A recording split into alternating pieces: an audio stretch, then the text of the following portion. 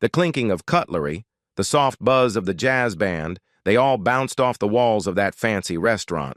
But there was no shaking me from my understanding of the heavy silence that had descended over the table after what my father-in-law had just said. "Eric, you were always a mistake. You are not supposed to be in this family." The words hit like a boot to the gut. Just moments before, I'd been standing, holding up my glass in a toast to his 65th birthday. I paid for the whole dinner, set the location, and even invited his college buds. But it was all gone with that one sentence. I stood there, stunned for a minute, struggling to process that he really just said it, wishing it was a bad joke that didn't land. But the way he was looking at me smug, dead behind the eyes, screaming with superiority, I knew it was no slip of the tongue. He meant every word. I allowed my glass to sink slowly back to the bar, and the creep of embarrassment began to spread up my neck. Alina, my wife, won't say a thing. She sat down beside him, looking at her plate of food as though the caviar were the most fascinating thing in the room. No defense, no glance in my direction, just silence. Her brother shifted uncomfortably. Her mother looked away. The waitress arrived with dessert, unaware that she was walking into no man's land of a cold war. I sat down again, smiled politely, and soon I was eating my crème brûlée as if nothing remarkable had taken place. But something in me shattered that night. Something vital. Something that should have split apart long since, but I had held on to for the sake of loyalty, or lest I admit that it had shattered. My wife Alina and I had been married 6 years. We met at a networking event. She was bold and hot and confident, everything I was not, and yet everything I thought I was supposed to be. The one who should be in charge, the stable one. Domestic life, substantial life, I made that. And I offered her peace, structure, safety. She offered excitement. And for a while, it worked. I supported her while she built her online wellness empire. She was a nobody, and I put money, time, and encouragement toward building her up. But at some point, she didn't need me anymore, or maybe she didn't want me anymore. I had just failed to notice it, until that evening. We got home late. She passed without speaking and went straight to the bedroom. I slunk to the couch, covering my face with my hands, unable to even talk. It was so humiliating. Her father's words haunted my thoughts like a curse. "You're a mistake." I didn't sleep that night. I gazed up at the ceiling, wondering how everything had gone so wrong. How does one who'd looked at me like I'd hung the moon, one who could sit silent while I was so thoroughly, publicly disrespected? Something felt off. Not just the dinner. Deeper than that. We hadn't been hanging out much for months. Her smiles had been fewer, her phone more guarded, her schedule unpredictable. I had blamed her business, but the following morning informed me that I had been right to trust my gut. She was in the shower. She received 3 messages in less than a minute. The on-screen name of someone I did not know appeared. Julian, work. The text preview made me shiver in fear. "Last night was incredible. I wish I'd had you instead." I stared at it.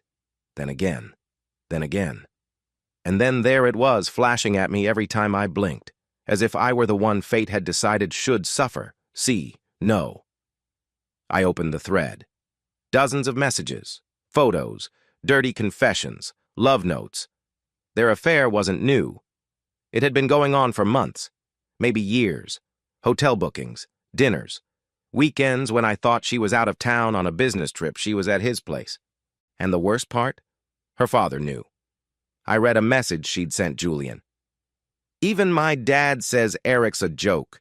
I married down. He said I ought to have married someone of my own caliber."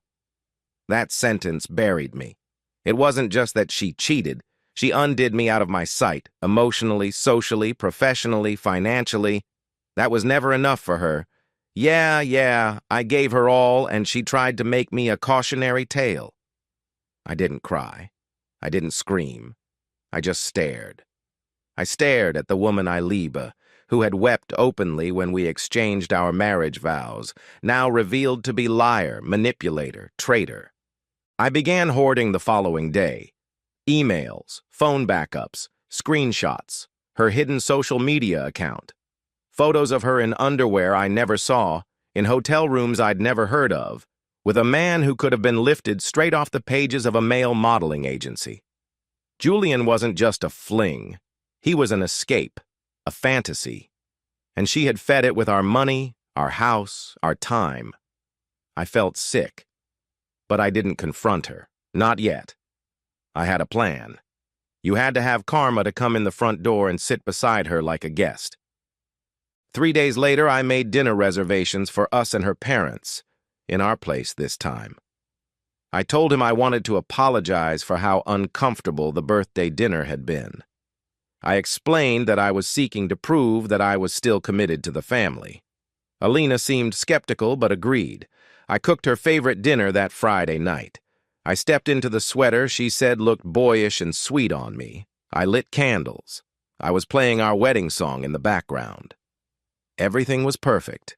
When we had all taken our places, I raised my glass, as I had always done.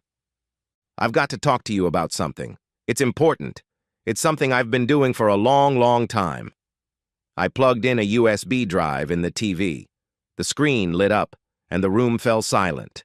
Text messages, hotel receipts, GPS logs, photos, videos, a museum show curated backlog of betrayals, and lastly, the audio files.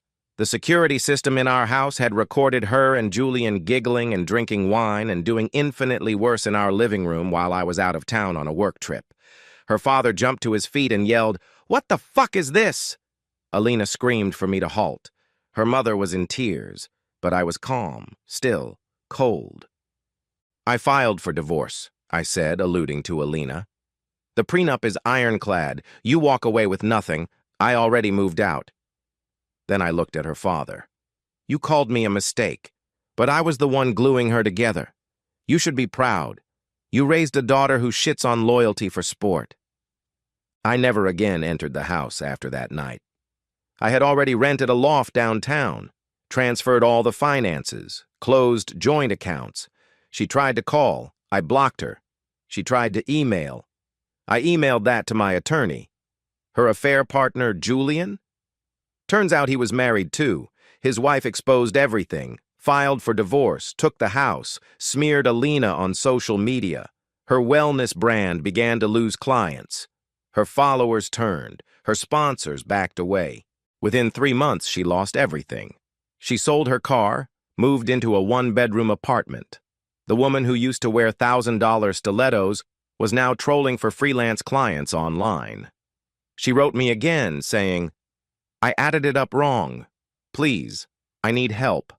I lost everything. You deserved every loss." I replied with a fourth of that many letters. More than a year later, I sleep like a baby.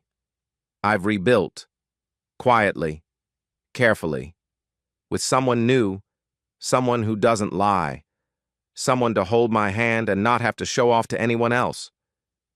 Once in a while, and I think about that dinner, the insult, the betrayal, the silence, and I smile. Because whether you realize it or not, karma doesn't always need to be loud. All it may require is one good man desperate to mend his broken world. And when it arrives, it doesn't knock.